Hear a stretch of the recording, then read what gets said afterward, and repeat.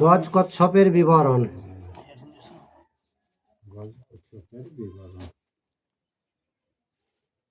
আর বিবাহ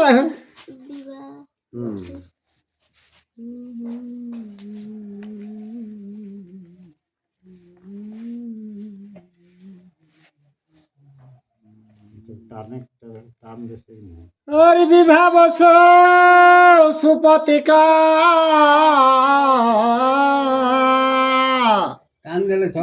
আর দুয়ে সহদর মহাধনে ধনী দহে মুনির কামার মহাধনে ধনী দহে।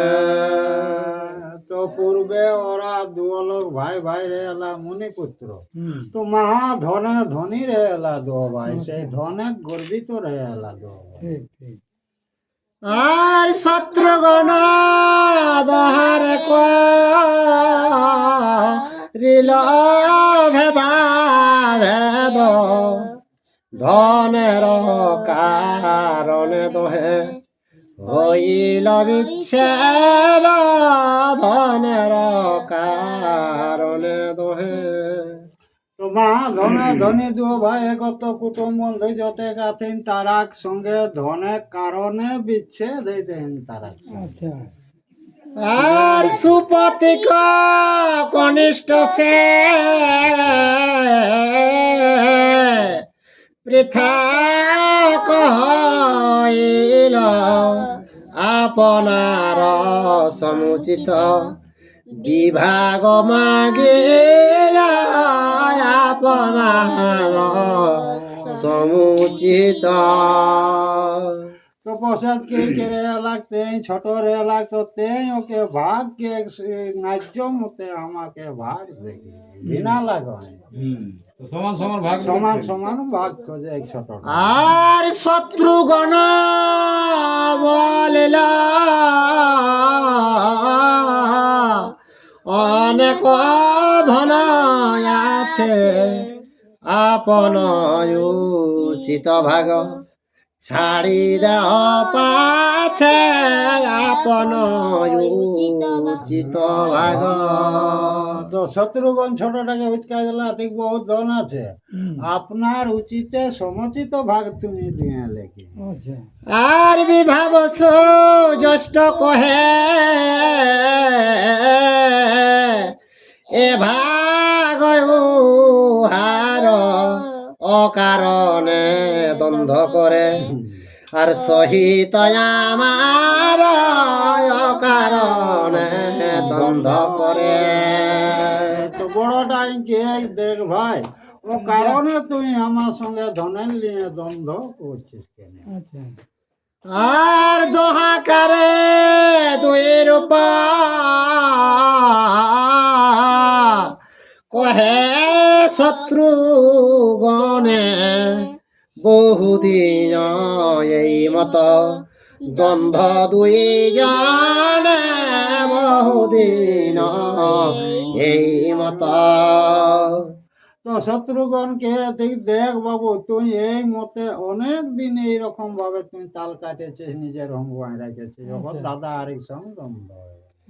আর নিত্য আসে সুপতিক প্রাতে মাগে ধন ক্রোধে বিভাব সুসাপ দিল তৎক্ষণ ক্রোধে বিভাব সুসাপ। বিবাহ বছরে লাগবো তো পছন্দ প্রত্যেক দিন আইলে লেগে সেই ভাগে কোথায় ঘাড় ঢুকলাই নচরা অপর উচিত ভাবে ওকে অভিশাপ দিয়ে দিলে বিনা অভিশাপ দেয়। আর যে কিছু তো মারো ভাগ তাহা দিল আমি না লইয়া দ্বন্দ্ব কর পর বাক্যে তুমি না লইয়া দ্বন্দ্ব কর। তো বড়টাকে দেখ ভাই, তোকে তো সব ভাগটা দিয়ে দিয়েছে, তো পরের শত্রুর কথায় আমার সঙ্গে টাটকাই কেনে দ্বন্দ্ব লাগাচ্ছে। আচ্ছা আর নিত্যই আছে বিসম্বাদ কর মম সনে দিনু সাপ গজ হইয়া থাক গিয়া বনে দিনু সাপ গজ হইয়া। কে প্রত্যেক দিন যে তাহলে আসবে, এসে কে বলাৎকার দেখাচ্ছিস, তো কে যা তোকে অভিশাপ করলি গজ হয়ে কে আর বনে জন্মগ্রহণ কর, হাতি এলে কে জন্মাবলি। আচ্ছা আর সুপতিক বলে মরে ভাগ নাহি দিয়া সাপ দিলে বল মরে কিসের লাগিয়া সাপ দিলে বল মরে। তো সুপক্ষে যে আমাকে তো ভাগ তো নাই দিলে, অথ তো অভিশাপ করলে, কিসের লাগে অভিশাপটা করলে? আচ্ছা আর তুমি ছপ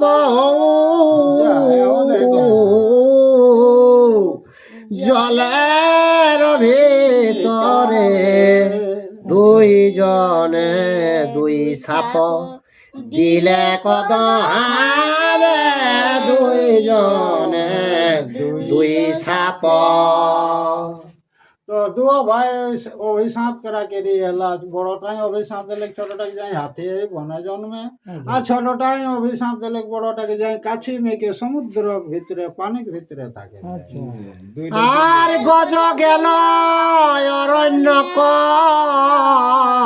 ছপ গেল জলে ভাই ভাই বিসম্বাদ কইলে হেন ফলে ভাই ভাই বিসম্বাদ।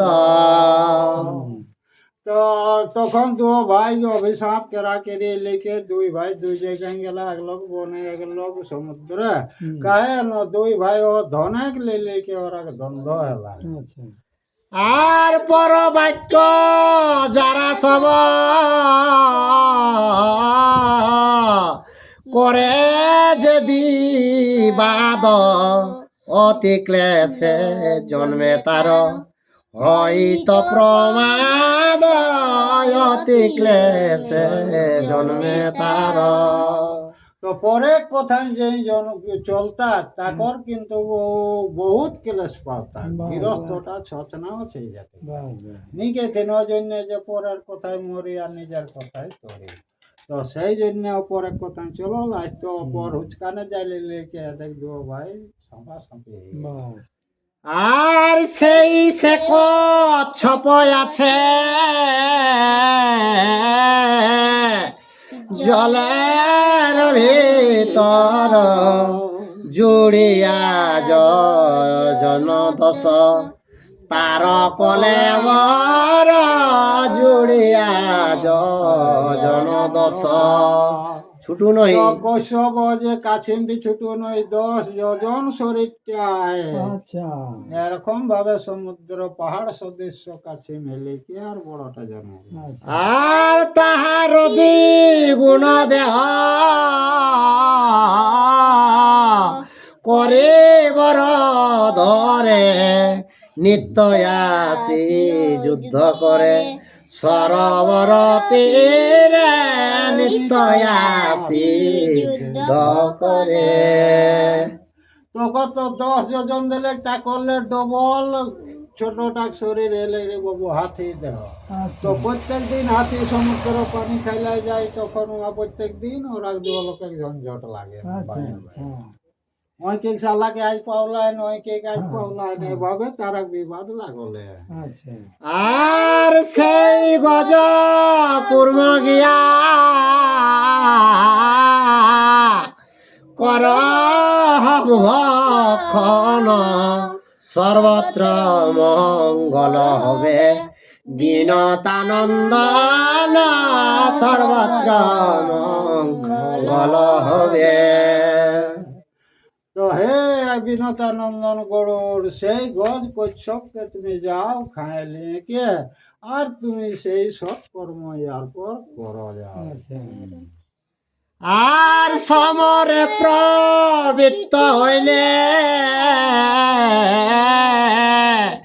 দেবগণ শোনে আর বেদ রহস্য রাখিবে তোমা ধনে বেদ রহস্য। যাও সেই গজ কচ্ছপকে তুমি আহার করে কে আর স্বর্গে যাবে, তখন তোমার সঙ্গে যে বিবাদ করবে তাদের সঙ্গে তুমি কবু হারবে না। যাও বাপারই আশীর্বাদ দিলে। আর ত্রিভুবন বিজয়ী হৌ মহাবীর ব্রহ্মা বিষ্ণু শিব তার রাখুন শরীর ব্রহ্মা বিষ্ণু শিব তব। তো বাপারিকে যা ব্রহ্মা বিষ্ণু মহেশ্বর যত আছে যা তারা সবাই তোমার শরীরকে রক্ষা করবে। আর কশ্যপের আজ্ঞা পেয়ে গরুর সতর চক্ষুর নিমিশে গেল যথা শরদ বর চক্ষুর নিমিশে গেল। তো বাপারে কথাটা আশীর্বাদটা শুনিলে কে চক্ষুক নিমিষে স্বর্গে যে সরোবর আই সুধা সরোবর সেই ওখানে চলে গেল গরু। আর অন্তরিক্ষ হইতে দেখে বিনতা কর বন হইতে বাহির হইল গজবার বন হইতে বাহির। তো তখন কিনা গেল যে বনলে মনে করি যায় হাতি বাইরা লিলিকে আর একর পর সমুদ্র দিকে পানি খাই যেতে। আর সরোবর তীরে আসে করে গর্জন ক্রোধ করে কুর্ম দেখা দিলেন তখন ক্রোধ করে কুর্ম দেখা। তো হাতি জালে লেকে আর সমুদ্রের তীরে জালে কে গর্জন কে আঁকড়ে লাগলে রে বাবু, তখন কাছিম ভাই রাইলে লেকে আর দু লোক ফের আরো লড়াই আর দুই জনে মহাযুদ্ধ কহনে না যায় অন্তরিক্ষে থাকি তাহা দেখে খবর অন্তরিক্ষে থাকি তাহা। তো যে গজ কচ্ছপে লড়াই হবেন তো ওরা বিশ্রাম নাই ওভাবে আর তো এই ধার দিকে সেই সময়টাই গজরাজ এই ধার দিকে গরুর মহারাজ আকাশ থেকে উঠিলে লেকে আর নিরীক্ষণ করে নেন। আর এখন খে গজে ধরে কুর্ম আর নখে চক্ষুর নিমিষে উড়ি গেল তপলকে চক্ষুর নিমিষে উড়ি। তো গরুর মহারাজ কিনা গেলা গজে গজ আর কচ্ছপকে দুই লোককে দুই ঠেঙ্গে লে সা কিন্তু উড়ি আকাশ পথে উঠে গেলা। আর কোথায় খাইবা বসে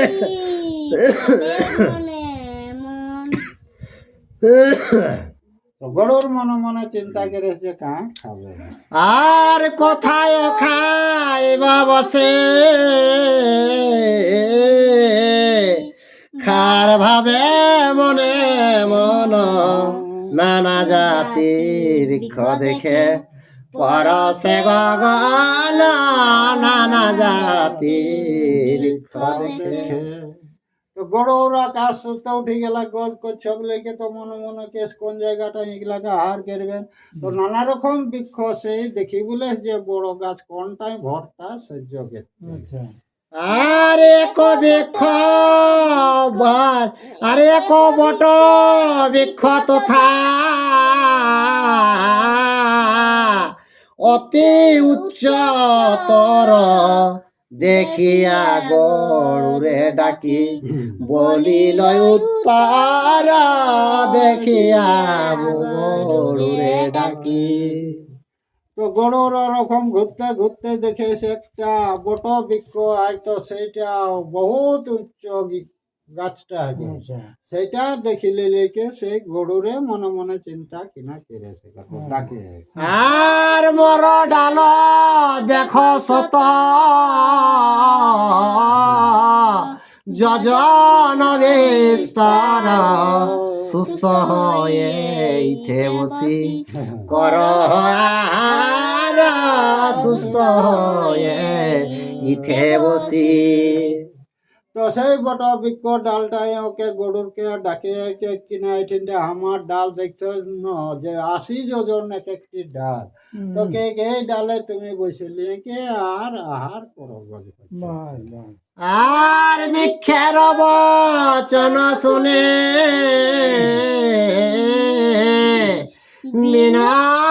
মিনতানন্দন ডালেতে বসিল গিয়া করিতে ভক্ষণ ডালেতে বসিল গিয়া।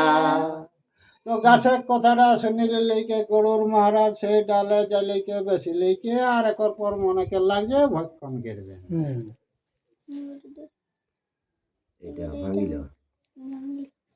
আর ভাঙিল বৃক্ষের ডালা গরুরের ঘরে বাল্য খিল্ল মুনিগণ তাহে তপ করে বাল্য খিল্ল মুনিগণ হেঠে তারা রেল নাকি না। তো সেই ডালে জালে লেকে বেশি কে যে সেই গরুরকে লাগা হার করবেন তাকে ডাল তো গেলি ফেড়ে রাট রাটকে ভাঙি, তো নিচে দেখে যে বাল্য কিল্ল মুনিরা আর সেই বড় ডালে রয়েও আর বাল্য কিল্ল মুনি আর ডালটি গেলি ভাঙি। আর শাখা ধরে অধমুখে আছে মুনিগণ দেখিয়া হইল ভীত বিনতানন্দ দেখিয়া হইল ভীত। তো সেই রই গিলাই মুনিগণ হের দিকে মুখটাকে কে রই ধরে লেকে ওরা আপন তো পয়সা কে রথ সেইটা গরুর মহারাজ দেখি লেকে বিশ্বময় হয়ে গেল। আর ভূমিতে ফেলিলে ডাল মরিবে মুনি ঠোঁটেতে ধরিল ডাল মনে ভয় গনে ঠোঁটেতে ধরিল ডাল। তো গরুর মহারাজ দেখে যে নিচে যদি ডাল এখন ফেলাই দেন তাহলে তো মুনি ঋষি অনেক নষ্ট হবো, তখন কিনা করলা গরুর মহারাজ ঠোঁটে আর ডালটিকে লেকে আর আটকাই দিলে আর ঠোঁটেতে ধরিল ডাল গজ কুর্ম নখে উড়িয়া বেড়ায় পক্ষী না পায় দেখিতে উড়িয়া বেড়ায় দেখে। তো যে মুখে আহে কতক বড় 80 যোজনের ডাল আর ঠেঙ্গে আয় থেকে অজার করছে এভাবে গরুর আকাশে ঘুরি বুলেছে। আর বহুদিন গড় ঠিল হেন মথে কশ্যপে দেখিল গদ মাদন পর্বতে কশ্যপে দেখিল গন্ধ। ওরকম ভাবে গরুর কিছুদিন আকাশে ঘুরতে ঘুরতে কিনা কেল্লা গন্ধ মান্ধন পর্বতে ওর পিতার এলে কশ্যপ মানে তাকে সঙ্গ দর্শন এলে।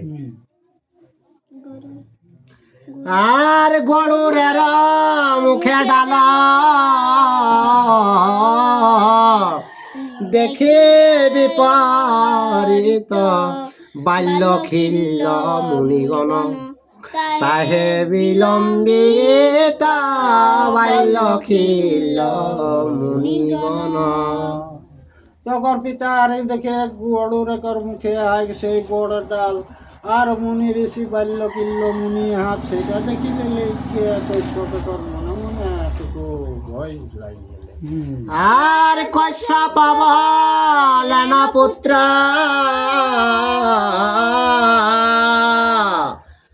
করে লাকে কাজ, হের দেখ ডালে আছে মুনির সমাজ, হের দেখ আছে।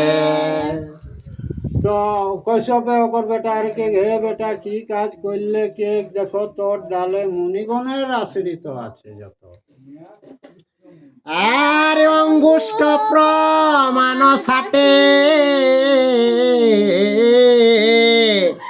সহস্র ব্রাহ্মণ, উপায় করহ ক্রোধ নহে তৎক্ষণ, উপায় করহ ক্রোধ। তো আঙ্গুষ্ঠীয় পরিমাণ 60,000 বাল্য কিল্ল মুনি হাত, ওরা যতক্ষণ না ওরা ক্রোধ করে তার আগে করু কোনো একটা উপায় করো। আর তবে তো কশ্যপ মুনে পরে জড়া কর মুনিগণ প্রতিস্তুতি, করিলা বিস্তার মুনিগণ প্রতিস্তুতি। তো কৈশব মুনি তখন কিনা গেলাক যাইকে বাল্য কিল্ল মুনিরাকে অনেক তুতি ভক্তি কেড়ে লাগলে যে হে মুনিগণ নিজ কৃপায় আমার পুত্রকে তোরা মুক্তি করা। আর এই তো গৌড় সভাকার হিত, সে কারণে ক্রোধে তারে না হয় উচিত, সে কারণে ক্রোধ তারে। তো কৈশব কেন এই যে গৌড়র সবাইদের হিতকারী জীব বটে, এই কারণে তোমরাকে ক্রোধ করা উচিত নয়। আর কশ্যপের স্তবে তুষ্ট হয়ে ঋষিগণ হিমগিরি পরে সবে করিল গমন, হিমগিরি পরে সবে। কৈশব এক তুতি টাইম বাল্য কিল্ল মুনিকর সন্তুষ্ট যখন এলেন তখন হিমগিরি ওরা সুন্দর নাবিলে লেকে আর নিজে করে চলে গেল। আর তবে খগেশ্বর জিজ্ঞা ছিল কশ্যপেরে, কোথায় ফেলিব ডাল আজ্ঞা কর মরে, কোথায় ফেলিব ডাল।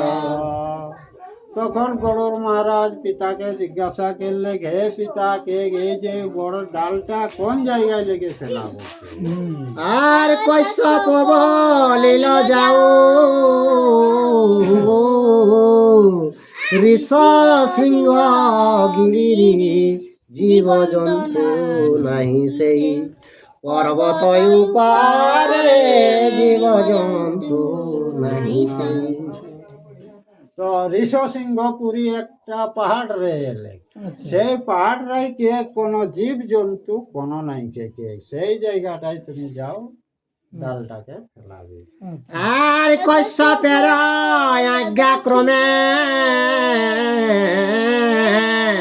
বীর খগেশ্বর ফেলিল সে ডাল লয়ে, পর্বত উপর ফেলিল সে ডাল লয়ে।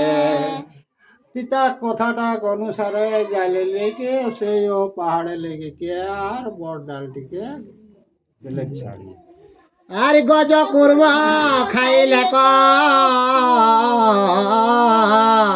পর্বতে বসিয়া অমৃত নিতে যায়, তৃপ্তি মন অমৃত নিতে যায়।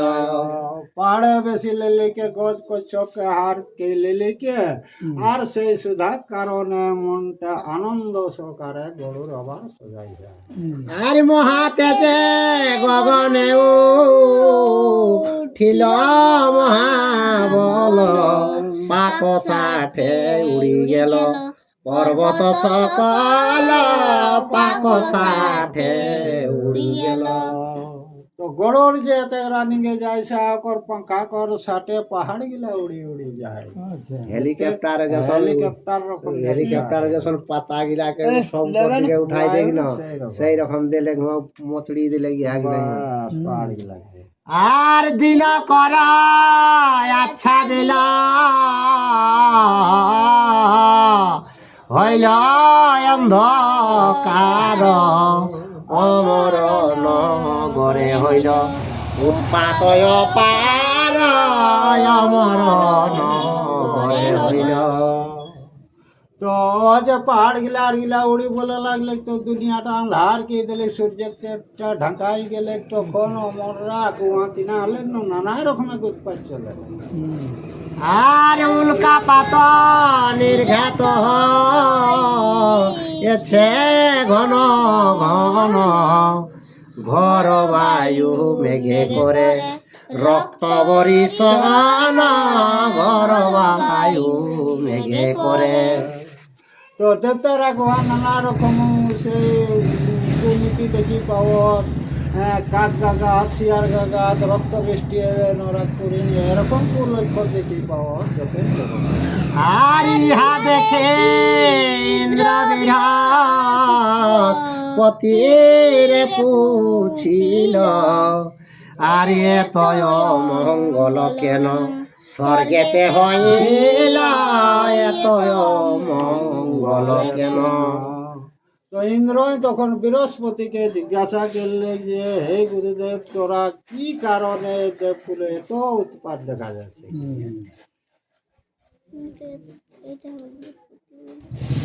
আর বৃহস্পতি বলিলা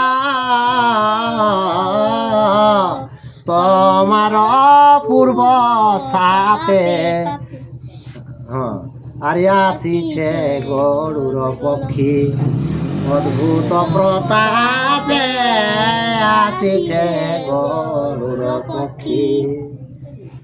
তখন উধার দিকে কে দেখ যে ইন্দ্রকে কে দেখ তোমার পূর্বের অভিশাপে এটা গরুর নানা প্রতাপে আসছে এখানে সুধার কারণ। আর সুধার কারণে আছে বিনাতানন্দন, অবশ্য হইলে সুধা যিনি দেব গহনা, অবশ্য হইলে সুধা। তো কেই দিলে যে অবশ্যই সুধা হরণ করবে কেউ চিনতে পারবে না, সেটা বৃহস্পতির মুখে ইন্দ্ররাজ শুনি পাওলা। আর এত শুনে কুপিত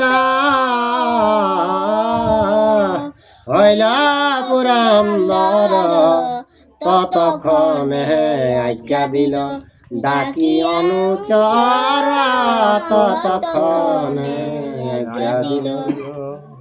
তো সেইটা শুনিলে বৃহস্পতি মুখে ইন্দ্রদেব রাগাই গেল।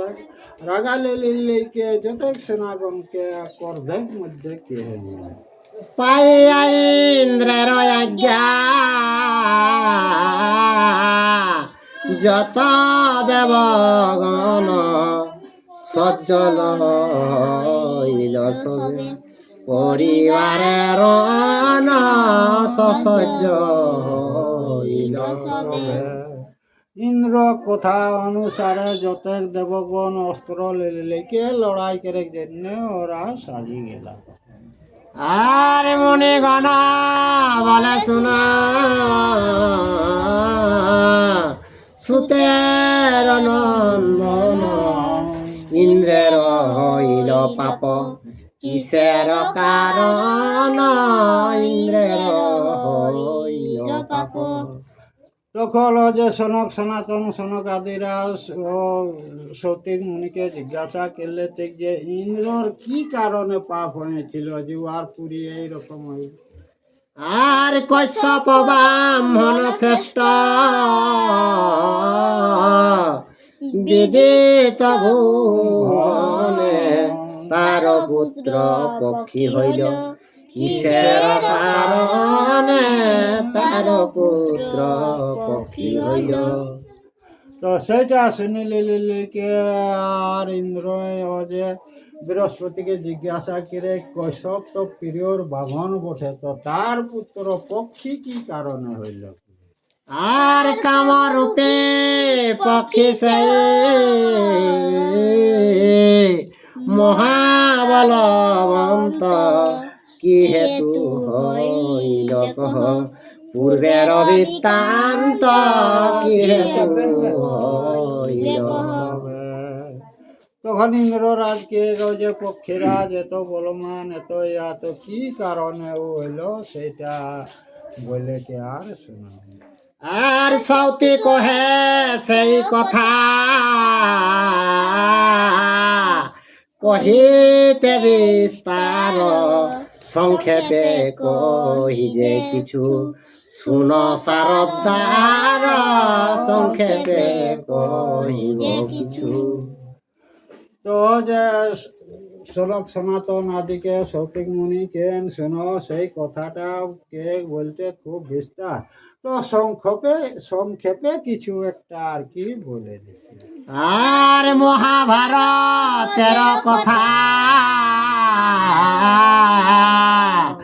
অমৃত সমান কাশী রাম দাস কহে শুনে পুণ্যবান কাশী রাম দাস কহে। জয় শ্রীকৃষ্ণ।